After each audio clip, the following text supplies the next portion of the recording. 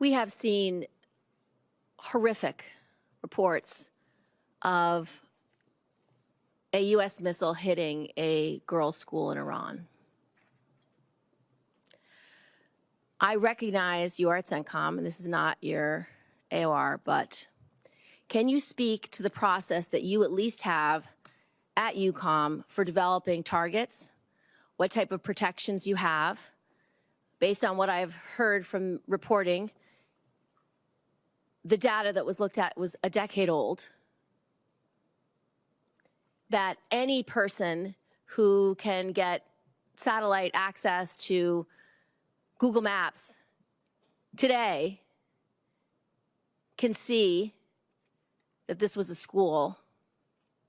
New York Times had no problem getting that data and information for a report today. What do you intend to do at EUCOM to make sure your targeting is consistent with American values?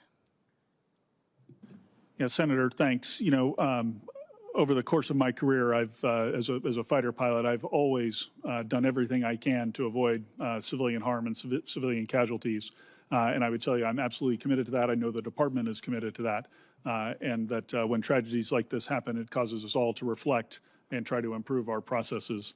I've been involved in the targeting process, both at the tactical and the operational levels throughout my career.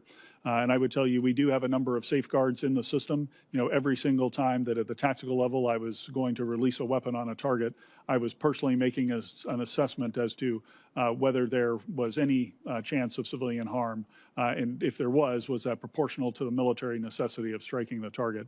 At the operational level, both from my time in U.S. Central Command previously and then now at U.S. European Command, I can assure you that we have robust standards that we go through and look to see and update the imagery and update our understanding of the target and refresh the intelligence on a recurring basis to determine the chances of civilian harm and to address any collateral concerns that might be there. So you just know I'm absolutely committed to trying to mitigate that risk. I appreciate your testimony. I'm highly concerned, however, that Secretary Hegseth does not agree with you. Secretary Hegseth has criticized rules of engagement designed to adhere to the laws of armed conflict and support civilian harm mitigation. Secretary Hegseth has also cut the Civilian Protection Center of Excellence by about 90%. Their mission was to help you and to help protect against civilian casualties.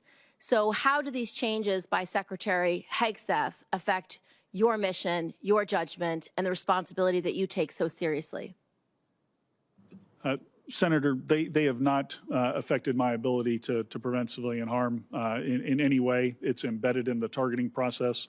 It's embedded in the culture of U.S. European Command, and I would say in the culture of the U.S. military to try to avoid that civilian harm. So we're continuing to do the things that we have always done to comply with the law of armed conflict and ensure that we mitigate that risk. Can you guess how we could have gotten this wrong in Iran? I'm sorry, ma'am? Can you guess how we could have gotten this wrong in Iran and targeted a children's school? Ma'am, I would hesitate to speculate with any incident like this. There's, you know, I would just say there's usually a chain of errors and mistakes that happen similar to an aviation accident or some other transportation accident.